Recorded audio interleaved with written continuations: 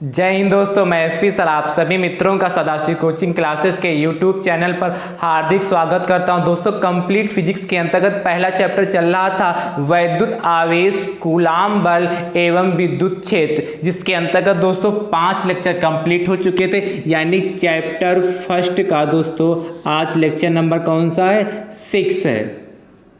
Lecture number 6 है, यानी कि इसके पहले 5 लेक्चर कंप्लीट हो चुके हैं। लेक्चर नंबर 5, 4, 3, 2 और 1 का लिंक आपको डिस्क्रिप्शन बॉक्स में मिल जाएगा, वहां से भी आसानी से इनको देख पाएंगे। यदि आपको सारे वीडियो सीरियल वाइज देखने तो बेटा आपको प्लेलिस्ट में जाना पड़ेगा, और प्लेलिस्ट में जैसे जाएंगे तो उसमें बेटा class 12th physics unit first electrostatics नाम से हमारी प्लेलिस्ट बनी है। उस प्लेलिस्ट पर जैसे ही आप क्लिक करेंगे सारे वीडियो आपको क्या सीरियल वाइज मिल जाएंगे। एक बार प्लेलिस्ट का नाम हम दोबारा दोहरा रहे हैं, class 12th physics unit first electrostatics. उस पर जैसे ही क्लिक करेंगे सारे वीडियो सीरियल वाइज आपको प्रोवाइड हो जाएंगे दोस्तों, ठीक है। तो आज की क्लास स्टार्ट करने से पहले बेटा आज का मोटिवेशनल कोटेशन है, जब तक किसी काम को हम शुरू नहीं करते तब तक वह नामुमकिन ही लगता है। कहने का मतलब जब तक आप किसी भी वर्क को, किसी भी पढ़ाई, यदि आप पढ़ाई कर रहे हैं, जब तक आप पढ़ाई स्टार्ट नहीं करेंगे, जब तक आप अपनी बुक को पलटेंगे नहीं, जब तक आप कोई भी कार्य को करेंगे नहीं, तब तक आप कैसे जान पाएंगे ये कार्य सरल है या कठिन है। इसीलिए किसी भी कार्य को जानने के लिए सबसे पहले उसको करके देखो, फिर आपको पता चलेगा क्या है। इसलिए कहा जब तक किसी काम को हम शुरू नहीं करते, यदि आप शुरुआत ही नहीं करोगे तो जानोगे कैसे ये कार्य कैसा है, आसान है कि कठिन है। जैसे आप फिजिक्स पढ़ रहे हो, यदि आप इसको पढ़ोगे ही नहीं तो आपको जाहिर सी बात ही आपको क्या लगेगा, कठिन ही लगेगा। और निखिल जैसे ही आप क्या कर देंगे, जब तक किसी काम को हम शुरू नहीं करते तब तक वह नामुमकिन ही लगता है। तब तक आप जब पढ़ोगे नहीं तो लगेगा ये फिजिक्स बहुत कठिन है, कैसे पढ़ेंगे इसको। या कोई भी सब्जेक्ट ले लेते हैं, फिजिक्स ही नहीं कोई भी, मैथ, जो मैथ के स्टूडेंट वो सोचते हैं, कुछ लोग सोचते हैं बायोलॉजी वाले सोचते हैं मैथ बहुत कठिन, इसको कैसे पढ़ें। अरे जब आप उसको पढ़ोगे ही नहीं, दूर से देखोगे, उसका पहला पेज खोला, अच्छा अरे फिजिक्स मैथ बहुत कठिन है, इसको कैसे पढ़ें। अरे उसको पढ़िए, थोड़ा उसको समय दीजिए।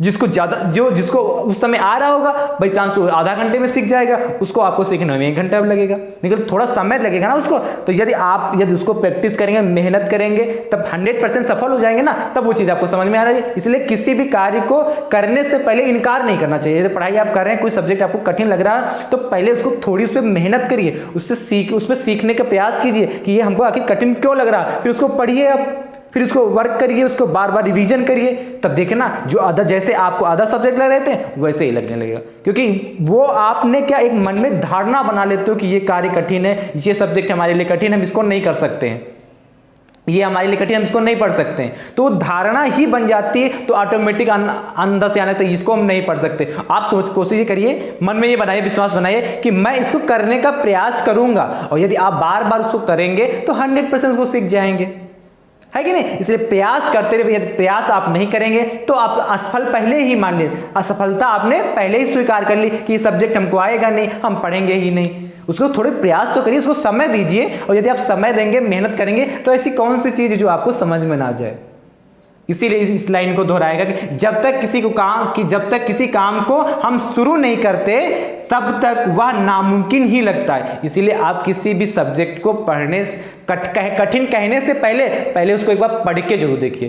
किसी भी सब्जेक्ट को कठिन कहने से पहले उसको थोड़ा समय दीजिए, 1 महीने 2 महीने पढ़िए, उसको समय दीजिए, ठीक है। क्योंकि आपको कठिन लग रहा है, तो यदि आधा सब्जेक्ट आपको आधा घंटे में समझ में आ रहा है, तो इसको आप 1 घंटा दीजिए, तो क्यों नहीं समझ में आएगा। इसलिए समय दीजिए, तभी वो चीज आपको आसान लगेगी, और क्या होंगे, आप उस चीज को अच्छे से सीख पाएंगे दोस्तों, ठीक है। तो इसी जोश तथा इसी उमंग के साथ दोस्तों आज की क्लास स्टार्ट करते। लेक्चर नंबर कौन सा? 6, चैप्टर फर्स्ट का लेक्चर नंबर कौन सा?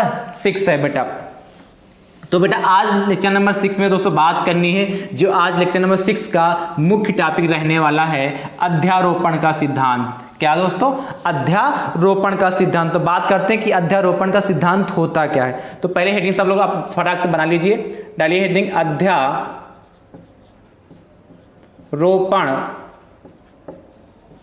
अध्यारोपण का सिद्धांत।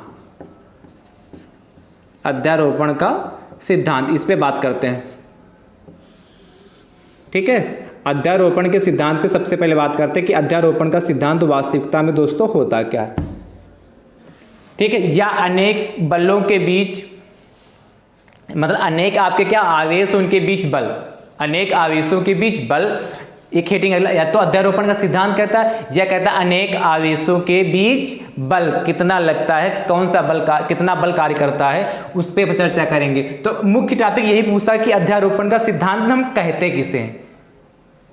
अनेक आवेशों के बीच बल, या तो इस नाम से पूछ लेगा या पूछेगा अध्यारोपण का सिद्धांत किससे कहते हैं। ये चर्चित है और इंपॉर्टेंट भी, आपके पेपर में अच्छे अच्छे नंबर भी देके जाएगा, इसलिए ये टॉपिक आपके लिए बहुत इंपॉर्टेंट है, अध्यारोपण का सिद्धांत। कहते हैं क्या, पहले इसकी डिफिनेशन सुन लीजिए, फिर उसके बाद चित्र को बनाते हैं, फिर आपको लैंग्वेज उसको सिखाते हैं। क्या किन्हीं इसमें होता है क्या, अध्यारोपण का सिद्धांत कहता है क्या है, यदि किसी निकाय में मान लेते हैं अनेक आवेश हैं, यदि किसी निकाय में अनेक आवेश है तो उनमें से किसी एक आवेश पर बल, उनमें से किसी एक आवेश पे बल अन्य आवेशों के कारण अलग अलग बलों का वेक्टर योग होता है। अन्य आवेशों के कारण अलग अलग बलों का वेक्टर योग होता है, इसे अध्यारोपण का सिद्धांत कहते हैं। नहीं, कुछ नहीं समझ में आया होगा ना, थोड़ा समझिए, पहले लिख लीजिए, फिर उसके बाद चित्र बनाते हैं। ठीक है, फिर समझाते हैं एक बार। क्या लिखिए, यदि किसी निकाय में, आप लिख लीजिए फिर समझाते हैं। यदि किसी निकाय में, मान लेते कोई सिस्टम है उसमें, यदि किसी निकाय में अनेक आवेश,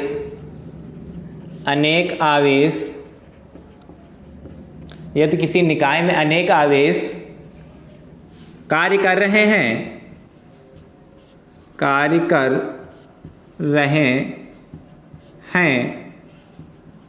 तो उनमें से किसी एक आवेश पर, तो उनमें से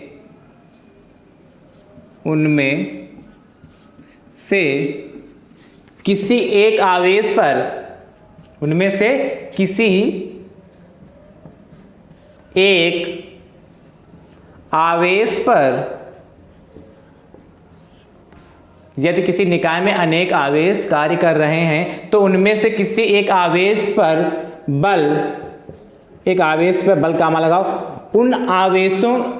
उनमें से किसी एक आवेश पर बल, ठीक है, उनमें से किसी एक आवेश पर जो आपका बल होता अन्य आवेशों के कारण, एक आवेश पर बल अन्य आवेशों के कारण, अन्य आवेशों के कारण अलग अलग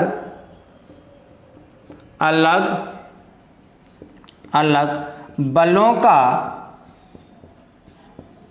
का वेक्टर, अलग अलग बलों का वेक्टर योग होता है। अब वेक्टर योग क्या होता है, सदिश, वेक्टर को हिंदी में सदिश कहते हैं, वेक्टर योग होता है। यदि आपने फर्स्ट ईयर में सदिश पढ़ा कि सदिश सदिश राशियां क्या होगा, तो उसमें समझ में आ रहा होगा वेक्टर क्या होता है। यदि किसी निकाय में अनेक आवेश कार्य कर रहे हैं तो उनमें से किसी एक आवेश पर जो बल होता है अन्य आवेशों के कारण अलग अलग बलों का वेक्टर योग होता है। उन आवेशों के कारण अलग अलग बलों का वेक्टर योग होता है। मतलब यदि किसी निकाय में, मान लेते हैं किसी निकाय में n आवेश कार्य कर रहे हैं, मान लेते हैं किसी निकाय में n आवेश कार्य कर रहे हैं, तो पहला मान लेते हैं Q1, दूसरा Q2, तीसरा Q4, चौथा Q5 एंड सो ऑन। मान लेते हैं Q1 किसी निकाय में आवेश कार्य कर रहे हैं।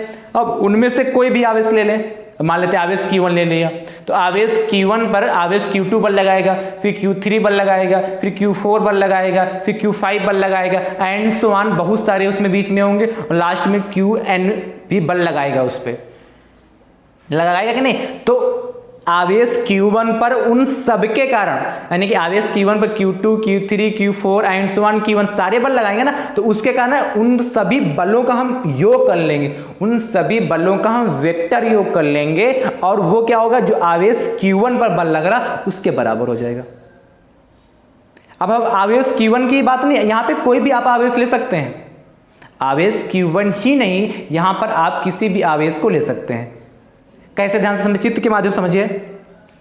मान लेते हैं हम आवेश Q1 को ले लेते हैं, ये हमारा यहाँ पे आवेश Q1 है, ध्यान से देखिए आवेश Q1 है, इससे कुछ दूरी पे हम मान लेते हैं यहाँ पे आवेश Q2 है। कितना आवेश Q2 है,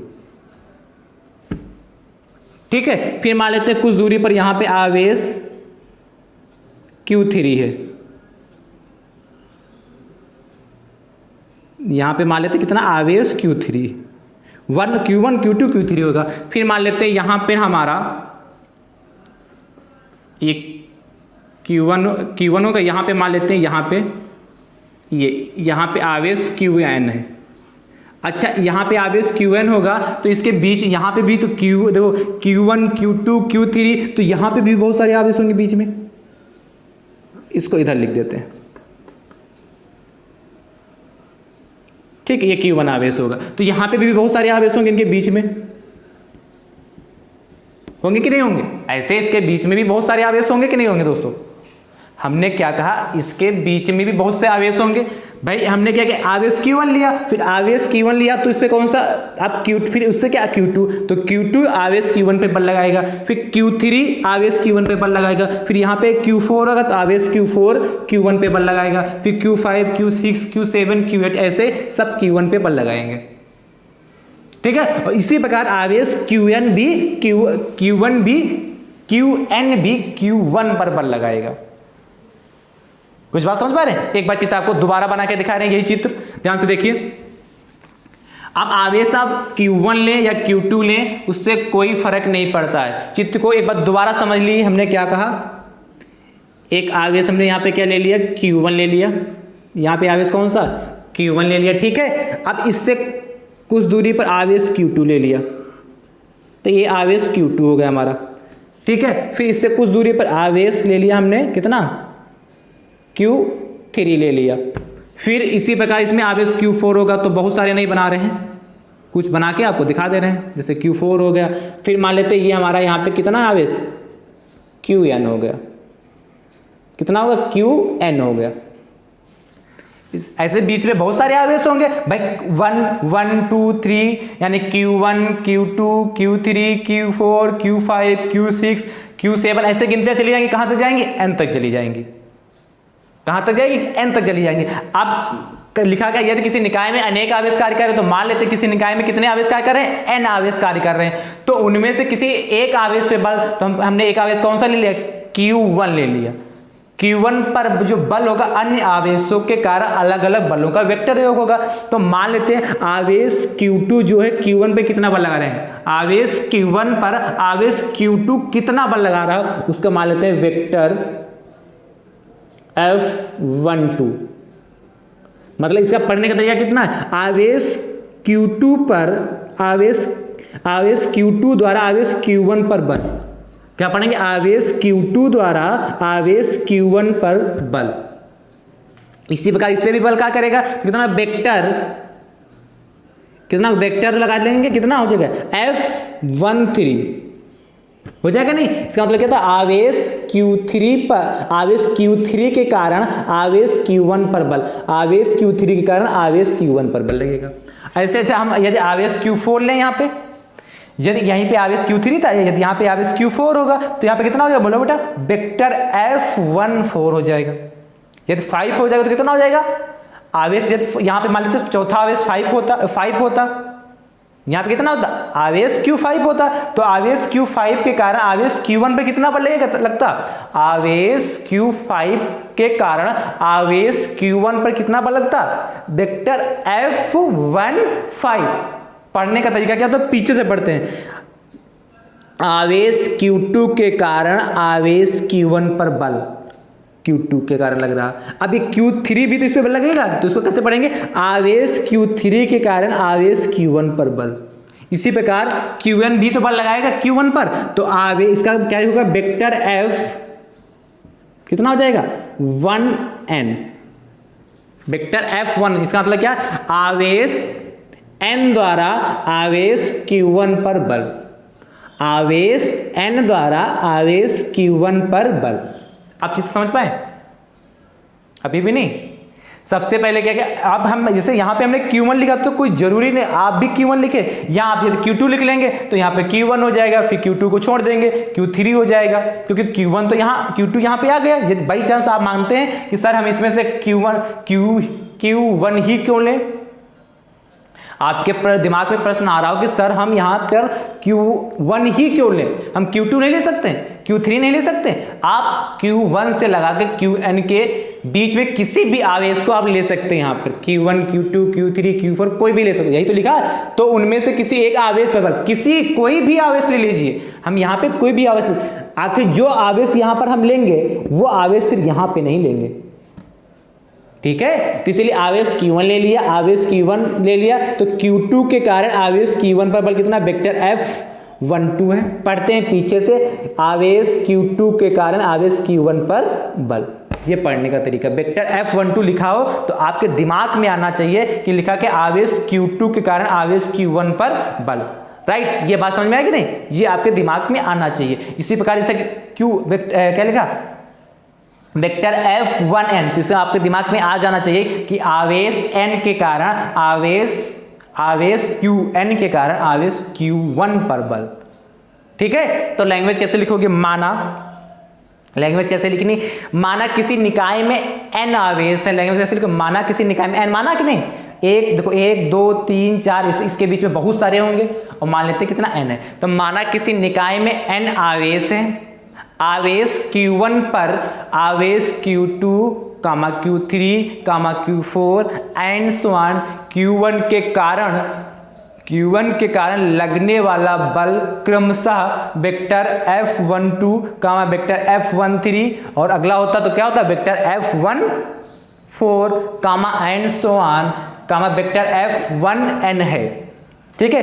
तो अध्यारोपण के सिद्धांत से क्या, वेक्टर F1 किसको कह रहे हैं, आवेश Q1 जो है उसको मान रहे हैं कि उस पर जो बल लग रहा है, टोटल बल इन सभी आवेशों के कारण वेक्टर F1 लग रहा है, जो Q1 है, Q1 यदि Q2 लेते तो वेक्टर F2 मान लेते, यदि Q5 लेते तो वेक्टर F5 मान लेते, कुल बल कितना, वेक्टर F5 मान लेते। यदि यहाँ पे Q5 लेते तो, चूंकि हम Q1 लिए हैं इसलिए वेक्टर F1 मान लेते हैं। यदि Q10 लेते, Q11 लेते या Q10 लेते, Q6 कुछ भी ले सकते हैं आप, Q15 लेते, Q20 लेते तो कितना मान लेते, वेक्टर F20 मान लेते। यदि 20 लेते, क्योंकि हम 1 लिया से क्या मानेंगे, वेक्टर F1, राइट।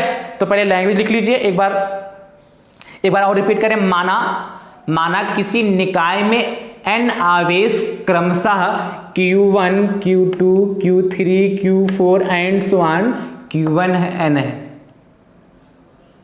ठीक है। आवेश Q1 पर आवेश Q2, Q3, Q4, अगला Q4 ही तो होगा, Q4, and so on Q1 के कारण लगने वाला कौन सा बल क्रमशः वेक्टर F12, वेक्टर F13, अगला कितना होगा, वेक्टर F14, अगला और लिखते तो vector F15 and so on कितना, वेक्टर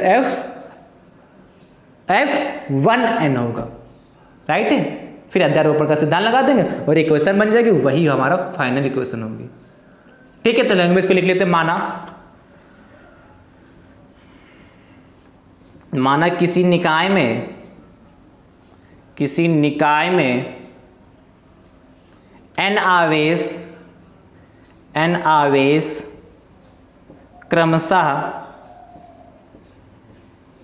कौन कौन से, Q1, फिर कौन सा Q2, फिर कौन सा हो जाएगा Q3, फिर क्या Q4 Q5 Q6 Q7 Q8 Q9 Q10 ऐसे बढ़ता जाएगा नहीं, एंड सो ऑन कितना Qn है। माना किसी निकाय में n आवेश क्रमशः Q1 Q2 and so on Q1 Q2 Q3 and so on Qn है। आवेश बोलो आगे क्या होगा, आवेश Q1 पर आवेश Q1 पर आवेश Q2, Q3, यदि यहां पे चौथा बनाते तो कितना आता, Q4, क्या, Q2 comma Q3 comma Q4 and so on, कितना, Qn, आवेश Q1 पर आवेश Q2 comma Q3 comma Q4 and so on Qn द्वारा, आवेश Q1 पर आवेश Q2 Q3 Q4 and so on Q1 द्वारा लगने वाला बल क्रमशः Q2 के कारण Q2 के कारण कितना बल लग रहा, वेक्टर F12 क्रमशः वेक्टर F12, फिर Q3 के कारण वेक्टर कामा वेक्टर F13, और यदि यहाँ पे 4 होता तो कितना होता, कामा वेक्टर F14 हो जाता, राइट, यदि 4 होता एंड सो ऑन, और लास्ट में क्या है आपका n लिया तो क्या हो जाएगा, वेक्टर F1n हो जाएगा, वेक्टर F1n, ठीक है। तो क्या लिखा है, आवेश Q1 पर आवेश Q2 Q3 Q4 and so on Q1 द्वारा लगने वाला बल क्रमशः vector F12 comma vector F13 comma vector F14 comma and so on vector F1n है, तथा आवेश Q1 पर लगने वाला बल है, तथा आवेश Q1 पर लगने वाला कुल बल तथा आवेश Q1 पर लगने वाला कुल बल ध्यान से देखिएगा, कुल बल वेक्टर F1 है, कितना, वेक्टर F1 है, क्योंकि आवेश Q1 है इसलिए उसको क्या मान ले, वेक्टर F1 है दोस्तों। तो यहां से हमारा फाइनल क्या बना जाके, तो कुल क्या होगा, वेक्टर F1 इक्वल टू, ध्यान से देखिएगा क्या कहा था, यदि किसी निकाय में अनेक आवेश कार्य करे तो उनमें से किसी एक आवेश पर बल कर लो यहाँ पे, उनमें से किसी एक आवेश पर बल, यदि किसी निकाय में अनेक आवेश कार्य कर रहे हैं तो उनमें से किसी एक आवेश पर बल, अब उनमें से किसी एक आवेश, तो किसी कौन सा आवेश लिया हमने, Q1 ले लिया, उस पर कौन सा बल हमने माना है, आवेश Q1 पर लगने वाला कुल बल का उतना मान लिया, वेक्टर F1, तो वेक्टर F1 होगा। यहां तक बात क्लियर हो। फिर क्या कहा, अन्य आवेशों के कारण अलग अलग अन्य आवेशों, तो अन्य आवेश कौन हो, Q1 को छोड़कर Q2 Q3 Q4 Q5 and so on कितना, Qn, ये अन्य आवेश हो गए। ये कैसे आवेश हो गए, अन्य आवेश, मतलब Q1 को छोड़कर जो शेष बचे वो अन्य आवेश में चला जाएगा। तो अन्य आवेशों के कारण अलग अलग बलों का वेक्टर योग, वेक्टर का मतलब सदिश यानी कि बल के, चूंकि बल सदिश राशि इसलिए इसके ऊपर हमने क्या लगा दिया, वेक्टर लगा दिया। बल कैसी राशि है, सदिश राशि, इसके लिए इसके ऊपर क्या लगा दिया हमने, वेक्टर लगा दिया, वेक्टर F12, इसलिए कहा अन्य आवेशों के कारण अलग अलग बलों का वेक्टर योग होता है। तो इसको आपस में जोड़ दे, इसको जोड़ दें, फिर अगला तीसरा होता तो इसको जोड़ देते, फिर इसको जोड़ देते, यानी कि वेक्टर F1 किसके बराबर होगा, वेक्टर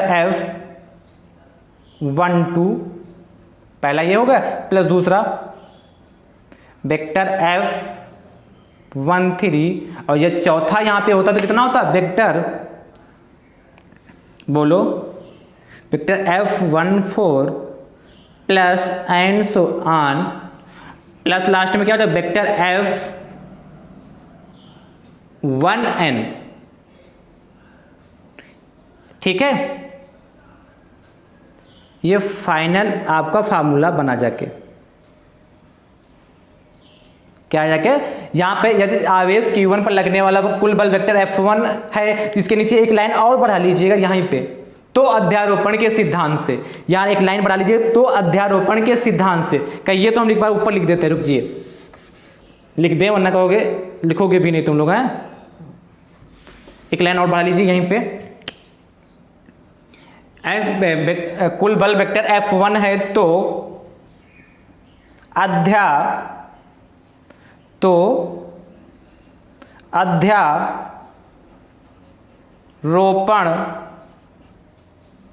अध्यारोपण इसके के सिद्धांत, तो अध्यारोपण के सिद्धांत के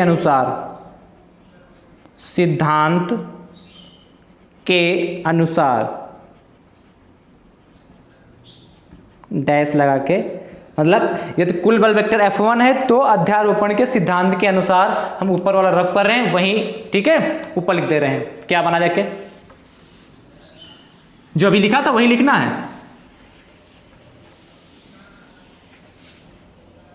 ये माना लिखा था यहाँ पे, ठीक है, वैसे आपने लिख लिया होगा मुझे उम्मीद है।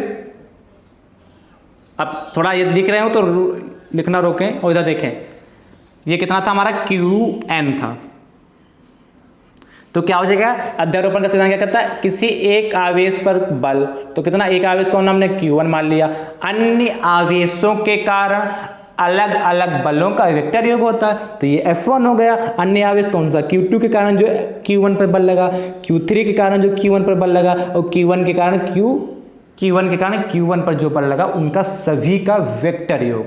और चूंकि बल सदिश राशि इसीलिए इस पर क्या लगाते हैं, वेक्टर। तो बड़ा कितना, वेक्टर F1 कितना 2 प्लस कितना वेक्टर, अभी तो यही लिखा था सेम, F13 और प्लस कितना होगा, vector F14 plus and so on, vector कितना F1n, वेक्टर F1n।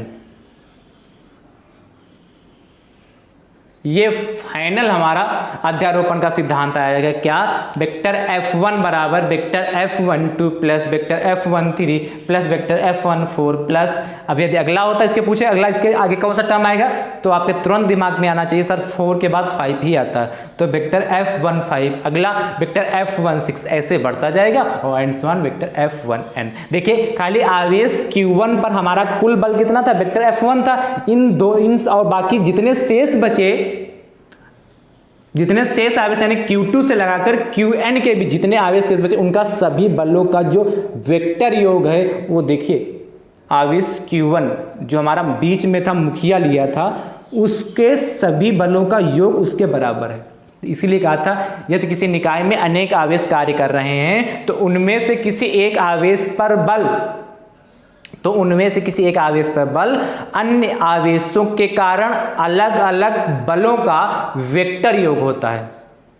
अन्य आवेशों के कारण अलग अलग बलों का वेक्टर योग होता है। एक बार और रिपीट करते हैं, यदि किसी निकाय में अनेक आवेश कार्य कर रहे हैं तो उनमें से किसी एक आवेश पर बल उन आवेशों के अलग अलग, उन आवेश मतलब उन शेष जो अन्य बचे, अन्य आवेशों के अलग अलग बलों का वेक्टर योग होता है।